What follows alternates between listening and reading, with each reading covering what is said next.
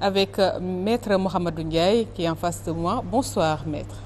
Bonsoir Madame Diouf Faye et salutations sincères à tous ceux qui nous regardent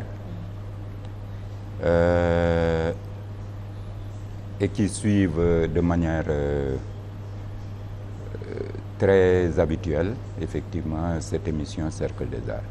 Voilà, Maître Ndiaye, de votre vrai nom, Mohamedou Ndiaye, vous êtes chercheur indépendant, théoricien scientifique, théoricien sportif, vous êtes maître du Shu et du Ki, c'est-à-dire l'énergie vitale, maître d'arts martiaux, entre autres, Aikido, Tai Chi Chuan, Judo, Karaté, ainsi que dans le maniement des armes Nunchaku. Vous êtes également maître zen, c'est-à-dire guide dans la recherche de la voix intérieure et médecin oriental armé de plusieurs technologies thérapeutiques et naturelles. Votre ouvrage cité vient renforcer quelques écrits dont le dernier, Football mondial, un nouveau cycle porte sur le sport et le football.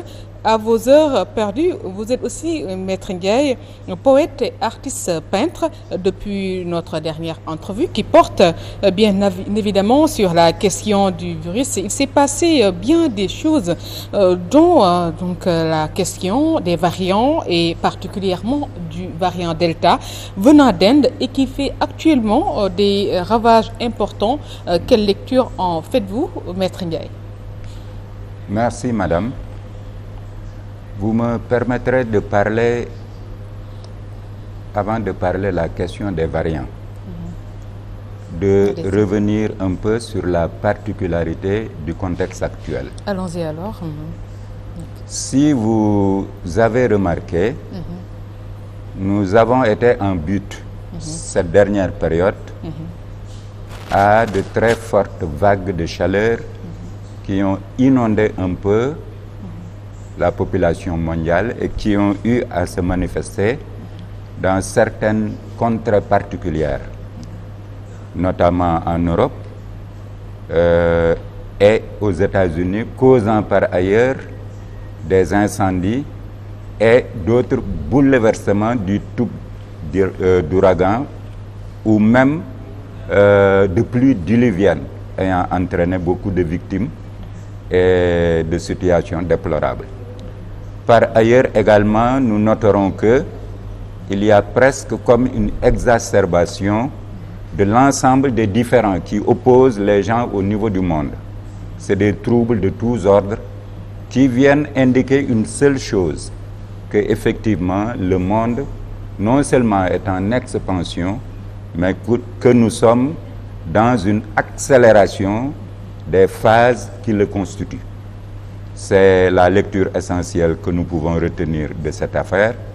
Et à partir de là, nous pourrons comprendre effectivement que la question des variants puisse être une question qui interpelle les gens et qui les intrigue. Nous allons y revenir. Et Maître Mohamedou Ndiaye, mais si la science classique n'arrive pas à appréhender cette réalité du virus, sur quoi vous basez-vous pour en parler légitimement? Vous avez raison, la science classique, depuis quelque temps, est en crise.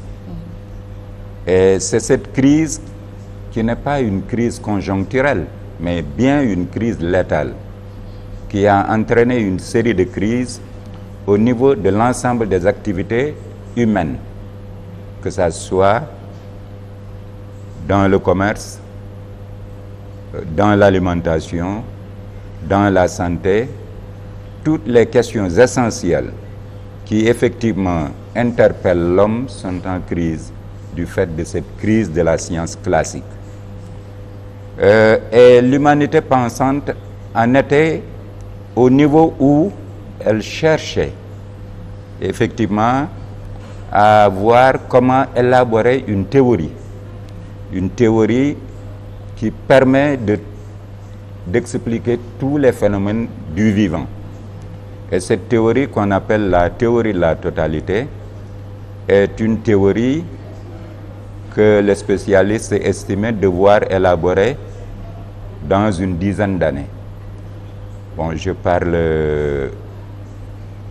des points de vue de quelques scientifiques à qui on avait posé la question il y a à peu près 3 ou 4 ans.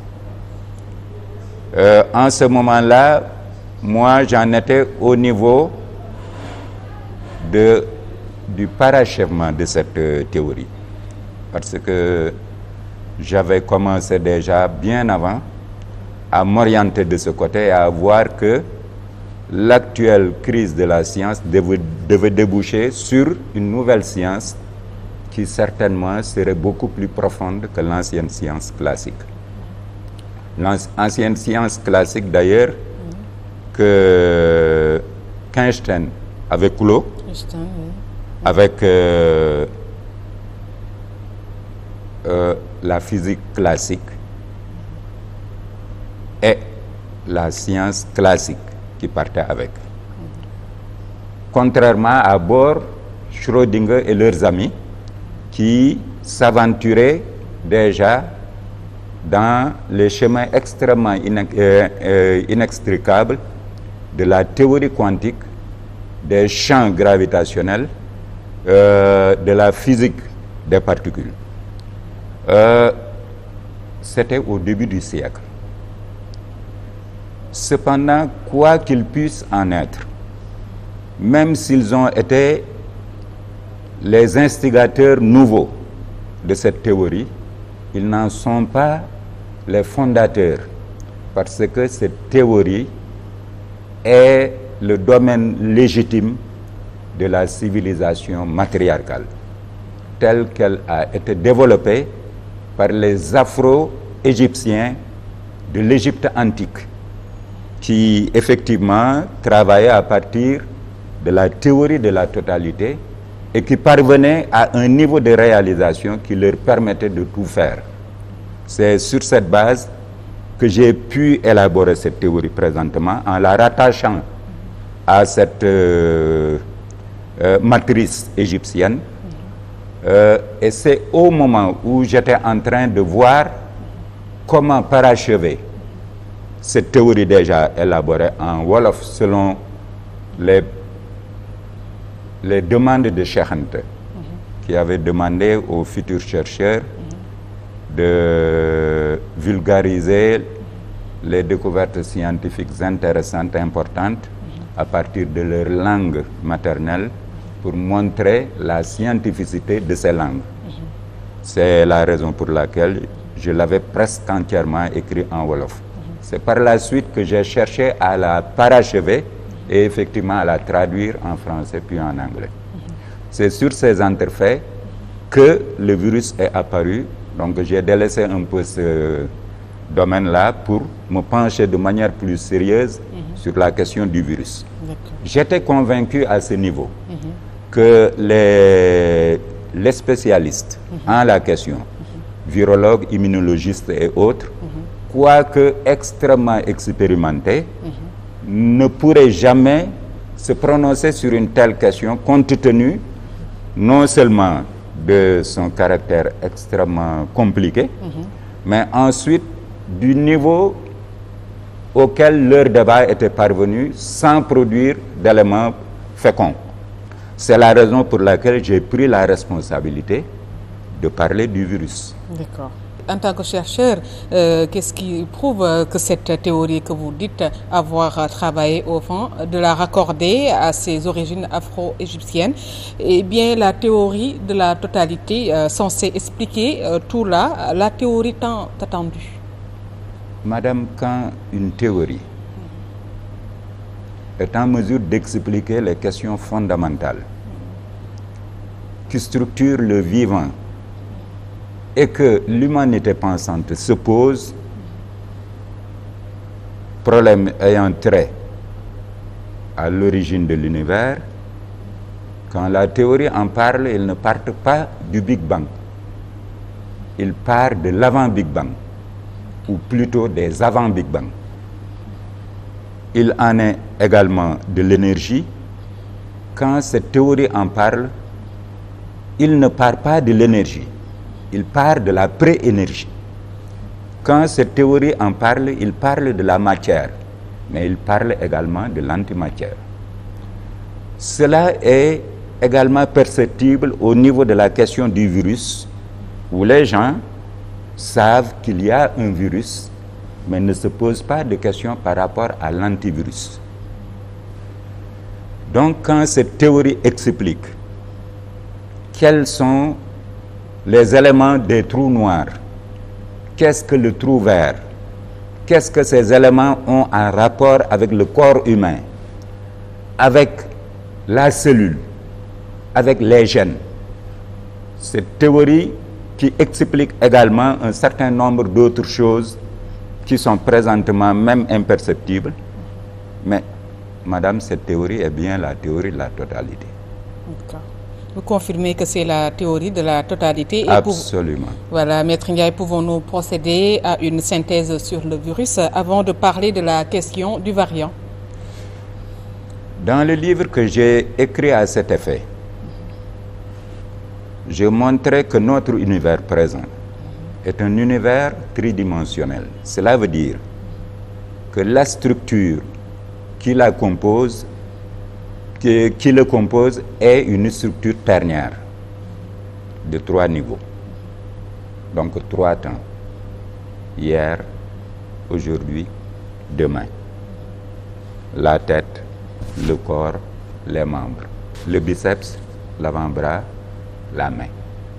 Et au niveau de la main, les 3 niveaux-là. Tout ce qui vit sur cette planète est obligé de se conformer à cette loi de l'univers.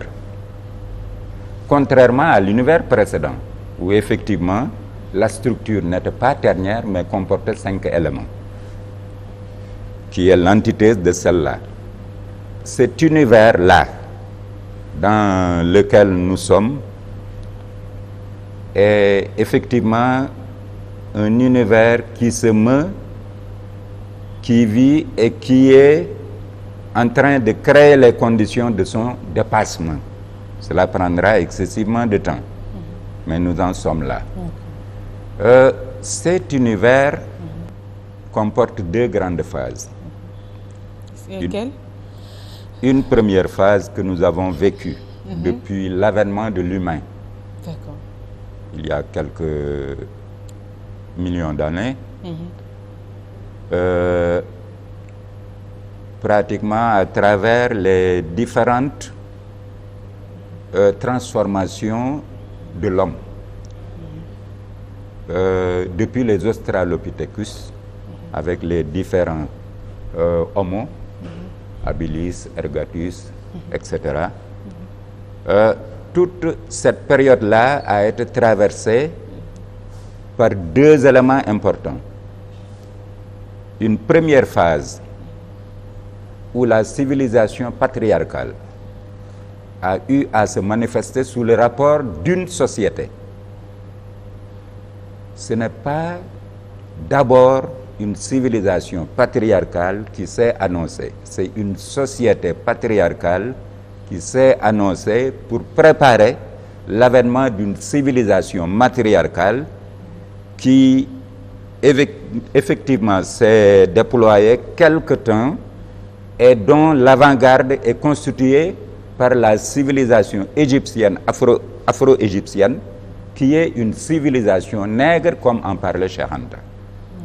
Cette civilisation s'est estompée progressivement pour donner d'une part les colonisations qui ont eu à se faire partout dans le monde et à l'intérieur de l'Afrique, les grands empires que nous allons connaître par la suite. Cette civilisation, en s'estompant, a laissé le cours à l'apparition de la civilisation patriarcale, sur laquelle nous avons vécu depuis lors jusqu'à maintenant, et qui vient de mourir de sa belle mort avec le dernier mode de production humain, capitaliste, avec ses variances de financiarisation, etc. Bon, qui finalement a fini par produire un homme complètement dépossédé. D'accord. Cet homme complètement dépossédé est pourtant celui qui doit intégrer la civilisation matriarcale qui est dans nos cieux depuis quelques 4 ans. Or, c'est avec ce matériel que l'humanité est obligée de refaire le monde. C'est la raison pour laquelle le virus est apparu pour rehausser l'organisme de tous les vivants et les faire intégrer dans la nouvelle civilisation qui est annoncée. D'accord. En tant que chercheur, vous êtes bien placé pour le dire. Et pouvons-nous procéder à une synthèse sur le virus, Maître Mouhamadou Ndiaye, avant de parler de la question du variant Delta? Nous avons 3 types de virus. Donc, comme je disais, la structure ternaire commande que nous ayons 3 types de virus, 3 grandes familles de virus. Nous avons ce que j'appelle les virus F, virus femelle. Virus femelle, d'accord. Virus femelle. D'accord. C'est les virus qui ont précédé la vie et qui ont accompagné la vie. Elles sont là avec la pré-lumière et l'avant-pré-lumière. Ces virus représentent la partie invisible du monde, l'antimatière dont on pose où elle est. Le virus est une manifestation de l'antimatière. Et l'antimatière va être les différentes formes par la suite qu'elle prendra dans les contextes combien différents de tous les vivants. Ces virus sont partout dans le corps humain, au niveau de la cellule, où ils sont beaucoup plus nombreux que les entités cellulaires. Par exemple, nous avons pour chaque cellule presque une centaine de virus.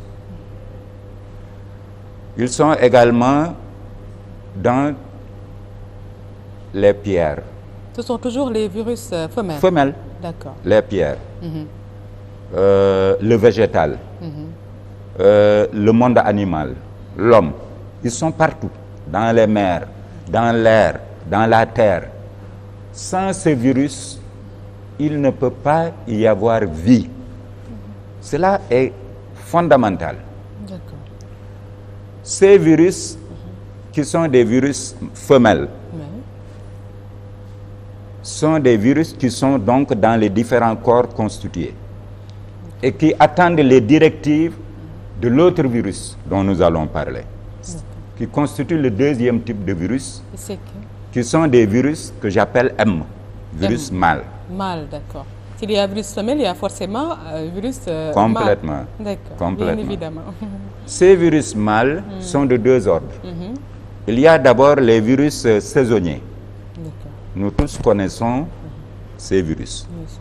C'est des virus qui interviennent pour montrer qu'il y a une nouvelle année et que cette année est en train de s'achever.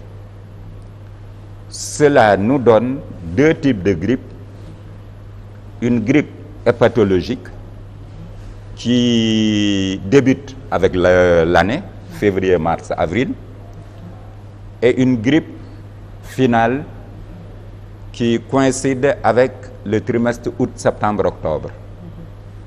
C'est la période dans laquelle nous sommes. Cette grippe est une grippe pulmonaire. Elle s'adresse aux bronches et autres.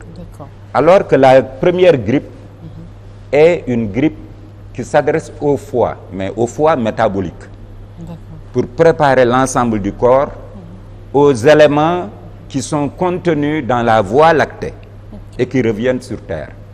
Parce que actuellement, les métaux lourds sont en train de quitter la Terre pour intégrer la voie lactée et revenir. La charge dans laquelle elles vont être chargées au retour implique que le corps soit renouvelé et que le métabolisme soit renouvelé. C'est ça le sens de ces grippes-là. Actuellement, avec le dérèglement climatique, il y a un léger dépassement au niveau des extrémités distales de ce trimestre. Par exemple, un peu avant et ensuite un peu après.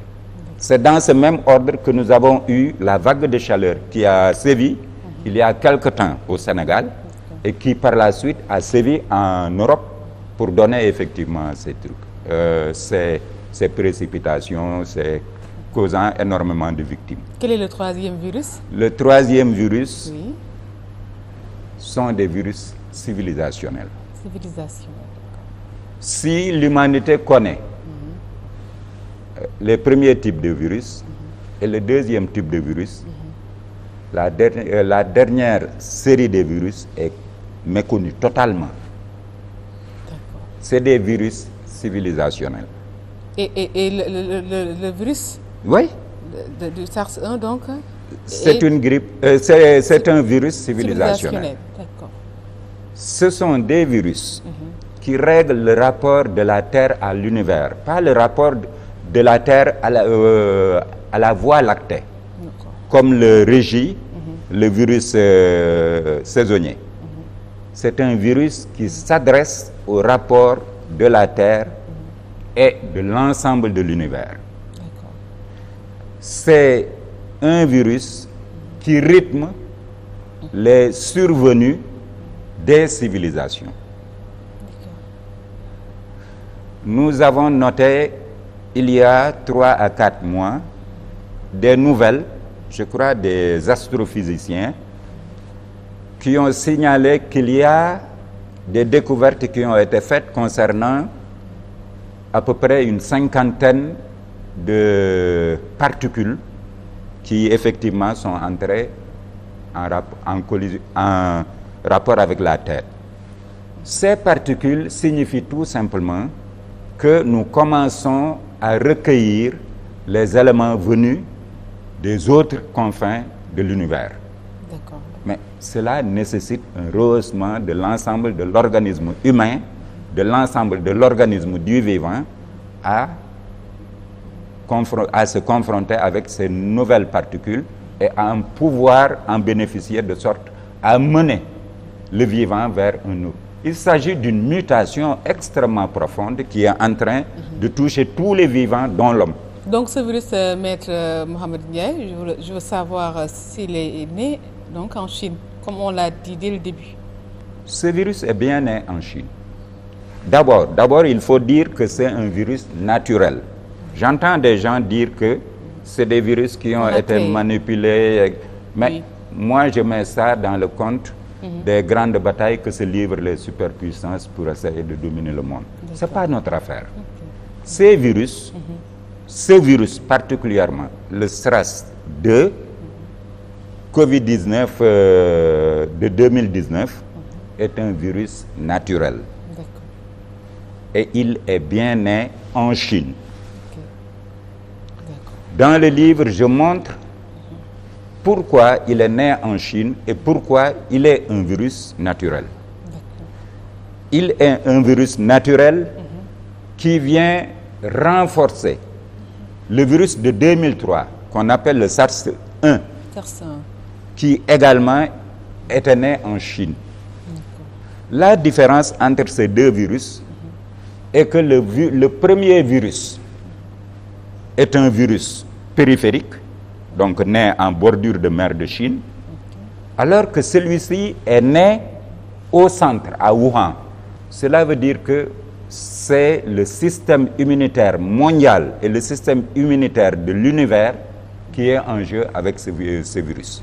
Donc c'est pas par hasard, Maître Mohamed Ndiaye, si vous parlez donc de la crise des civilisations en parlant de ce virus. Mais comment penser que le virus ne tue pas avec toutes les victimes que l'on dénombre ici quotidiennement? Ces temps-ci, il y a une décrissance des morts. Si vous vous rappelez, je viens de vous dire que les virus sont partie constitutive du vivant. Ouais. De ce point de vue, ils ne peuvent pas tuer. D'autant plus que quelque chose qui tue, tue son contraire. Cela veut dire, quand je suis une entité positive, je tue une entité négative. Quand je suis une entité négative, je tue une entité positive. Donc le virus ne tue pas? Parce que le virus est une entité neutre. Il adopte la posture mâle ou femelle selon les contextes qu'il est obligé de changer. De ce point de vue, il ne peut pas tuer. Mais la science classique, méconnaissant les virus, pense que le virus tue. Et en cela, il s'appuie sur des vues qui ont été dégagées par Ambroise Paré il y a presque un demi-millénaire.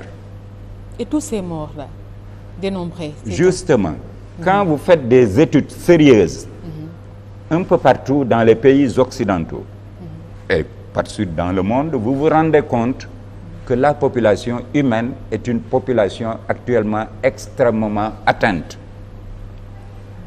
Atteinte dans le cadre de son alimentation. Là, la grande industrie alimentaire a fini par contraindre l'ensemble du corps humain à manger ce qu'il ne faut pas par sa médication. La grande pharmacie mondiale a fini par enrober tous les médicaments de produits chimiques qui sont destinés à fragiliser le corps humain. Et ainsi de suite, ainsi de suite. Dans les différentes sphères où le pouvoir de l'argent se meut, effectivement, il y a une fragilisation du corps humain. Et cette fragilisation introduit des maladies que nous ne connaissions pas, des pathologies sans commune mesure avec les moyens de détection et de traitement dont nous disposons aujourd'hui. J'ai parlé des éléments qui sont liés aux gènes, mais nous avons des pathologies qui sont complètement liées aux gènes, des pathologies telles que des maladies de Crohn, des maladies de non, nous avons des maladies qui sont cancéreuses, qui en fait ne sont pas des maladies, mais qui sont l'expression négative des avancées de l'industrie globale des pouvoirs de l'argent. Et il serait intéressant à ce niveau de faire des études des cancers, de la progression des cancers en rapport avec la progression industrielle. Parce que dans les différentes industries chimiques, métallurgiques, nous avons énormément de déperditions qui ont des incidences extrêmement négatives sur le corps humain et sur l'ensemble du vivant. Aujourd'hui, sur 5 hommes qui sont présentés, hommes et femmes, il n'est pas possible d'en déterminer au minimum 2 ou 3 qui sont malades. Les gens sont malades dans leur chair, les gens sont malades dans leurs émotions et tout. Selon vous donc, Maître Ndiaye, il y a d'autres pathologies qui causent la mort des patients, mais ce n'est pas dû forcément au Covid. Ça veut dire quand le corps est fragilisé, totalement fragilisé. Et nous qui soignons de manière naturelle, nous mesurons à quel degré la civilisation patriarcale, dont son dernier né, le système capitaliste, a transformé et modifié le corps humain. Nous nous rendons compte du degré d'instabilité et du degré de destruction auquel l'humain est aujourd'hui.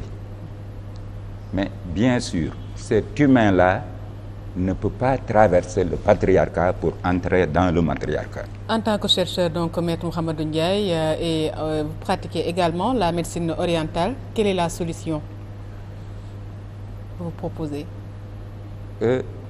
Il y a, quand le virus est apparu, j'avais commencé à écrire un certain nombre d'articles et j'ai essayé de toucher les autorités pour les en informer, mais je n'ai pas pu. Il y a la bureaucratie, ensuite il y a le manque d'humilité, etc. Donc je n'ai pas pu. J'avais même préparé un médicament à cet effet, étant entendu que nous autres estimons qu'aucun virus n'est nocif s'il n'est pas virulé. Et c'est l'environnement actuel qui est acidifié totalement qui virule les virus. Nous allons nous en rendre compte quand nous attaquerons la question des variants. Si le virus n'est pas virulé, il assume la fonction qui lui est dévolue et la mission qui lui est impartie. Après, il s'en va. Par exemple, dans ce cas précis, nous n'avons pas vu le lien qu'il y a entre les virus civilisationnels et les virus femelles qui sont dans le corps. Le virus ne vient pas pour faire tout le travail. Il vient pour faire une partie du travail et pour l'autre assister les virus intra- et extracellulaires et leur donne des ordres. Donc, ce n'est pas le virus. Mais en attaquant un corps délabré, un corps complètement déstructuré, où l'acidification est poussée à son extrême, les fonctions sont perturbées, non seulement les fonctions, mais les structures même sont totalement déséquilibrées et peut-être certaines sur Terre. À ce niveau, les micro-organismes qui sont là-bas, dont les bactéries, et particulièrement l'une qui est virulée, donc ces micro-organismes également sont touchés et donnent leur contraire en tant qu'élément stabilisateur du corps humain, du pH, comme on l'appelle. Non, ils vont donner le contraire. Cela est valable non seulement dans l'organisme humain, mais également est perceptible en mer, dans l'atmosphère, où il y a des pluies d'acidification et allant jusqu'à l'ouverture de l'ozone, de la couche d'ozone. C'est par la suite que ça a été rétabli relativement. Mais tout ceci pour dire que, en fait, c'est la civilisation patriarcale et surtout le mode de production du capital qui a infantilisé l'homme et qui l'a pratiquement liquidé. Mais il s'agit, Maître Mohamed Ndiaye, donc de se construire, de reconstruire. Mais comment pensez-vous cela possible avec comment sont de manière générale les gens et comment nous nous comporterons quotidiennement? Ça veut dire, malgré tout, nous sommes entrés dans le matriarcat. Mais nous allons devoir évoluer avec les hommes que nous sommes, qui ont été complètement déstructurés. En attendant, ce qu'il y a à faire, il faut renforcer le système immunitaire. Pourquoi? En s'attaquant à l'environnement qui a été complètement détruit, la société capitaliste s'est attaquée au système immunitaire de la Terre et de l'univers. C'est ça. Les gens ne voient pas la relation entre l'environnement et l'homme. Mais nous sommes constitués d'environnement dans notre chair. Ça veut dire tout ce que nous respirons, tout ce que nous mangeons, qui provient de l'environnement, et nous. C'est cela qui nous constitue. Donc si on détruit ça, mais on détruit l'homme. Par conséquent, il nous faut rétablir cela en renforçant d'abord le système immunitaire. Il y a des méthodes naturelles extrêmement nombreuses pour renforcer le système immunitaire. Il faut changer l'alimentation. Aujourd'hui, toute la population mondiale ne mange que ce qui vient de l'extérieur et surtout des firmes industrielles alimentaires. Il faut que cela change. Les gens doivent manger ce qui est dans leur environnement. C'est cela qui les rend forts, c'est cela qui est conforme à leur constitution. Il faut par ailleurs, effectivement, que les gens redéveloppent des pratiques qui engendrent de nouvelles valeurs. Les questions de valeur et les questions d'émotion sont extrêmement importantes pour l'humain. Malheureusement, la société que nous avons vécue nous a habitués à produire des gens qui se détestent, qui se tuent facilement, qui se truquent. Parce que le patriarcat, c'est la période des troubles, des guerres, etc. Au moment où nous parlons actuellement, les gens sont en guerre quelque part ailleurs. Alors qu'il est possible de vivre dans un monde sans guerre, dans un monde sans animosité. C'est ça le contenu concret de ce matriarcat qui s'ouvre. Maître Mouhamadou Ndiaye jërëjëf ci leeral yi nga xamante ne indil nga ñu ko ak téere bi nga bind ci Covid 19 bi SARS 1 SARS 2 crise des civilisations jotoon nañ la fi invité bu njëkk ba nga ñëwaat fii ak période pandémie bi nga xamante ne instant bi Sénégal mu ngi koy dund bu baax merci beaucoup. Et donc ñuy ñëw ci dernière partie émission Cercle des Arts donc on va faire revivre les temps forts donc de l'anniversaire du Théâtre National Daniel Sorano voilà qui a clôturé sa fête. Nous allons essayer de suivre cet élément.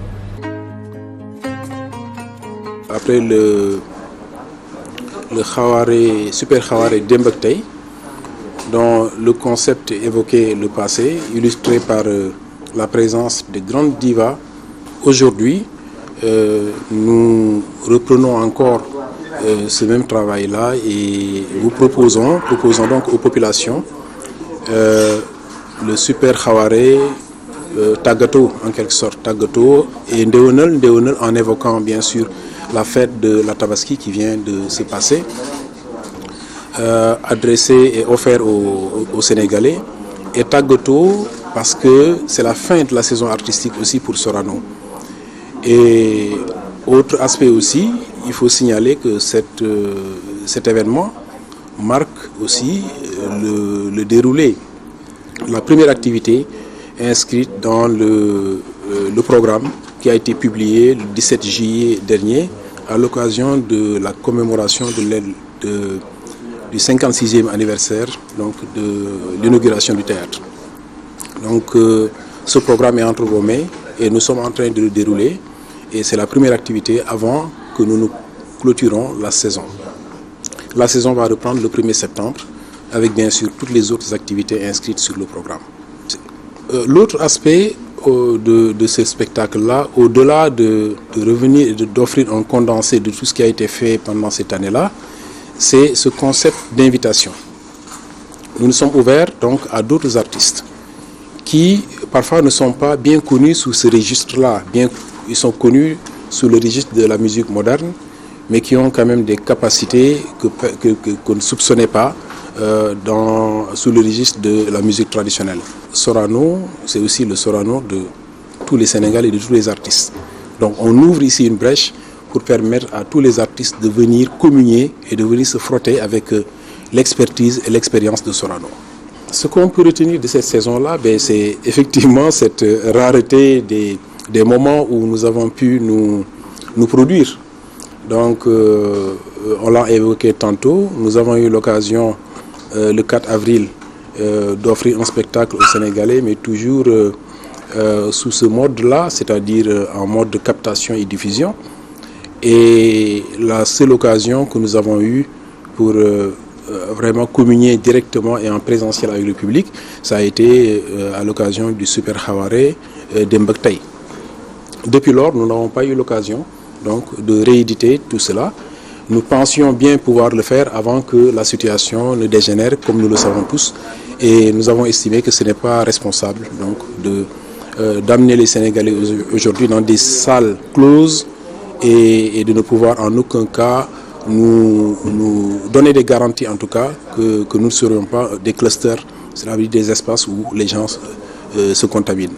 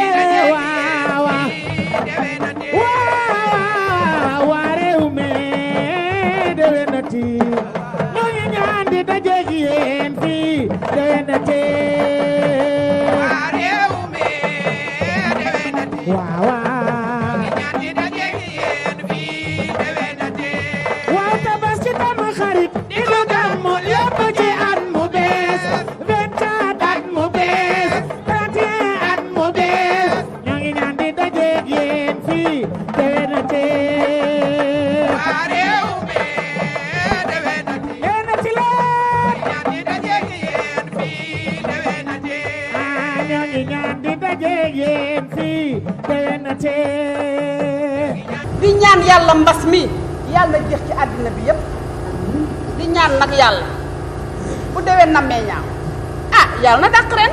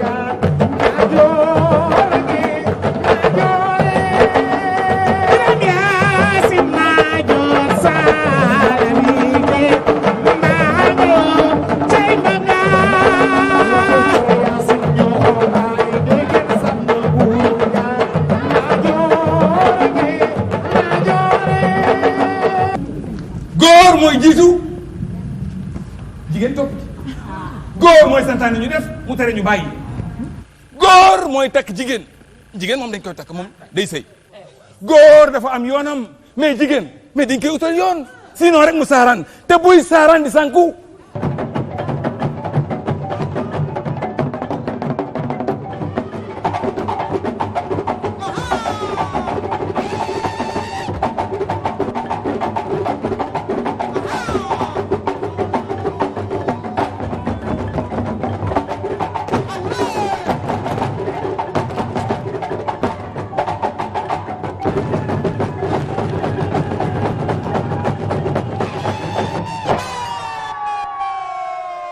Ainsi s'achève ce numéro de Cercle des Arts. Un grand merci à toute l'équipe technique. Merci à Jacques-Gabriel Pera. Merci beaucoup à Keba. Merci beaucoup également à Babacar Lo. Merci à Niassé et Barak Mbaye pour le montage. On se donne rendez-vous, Inch'Allah, samedi prochain pour un autre Cercle des Arts. D'ici là, portez-vous bien.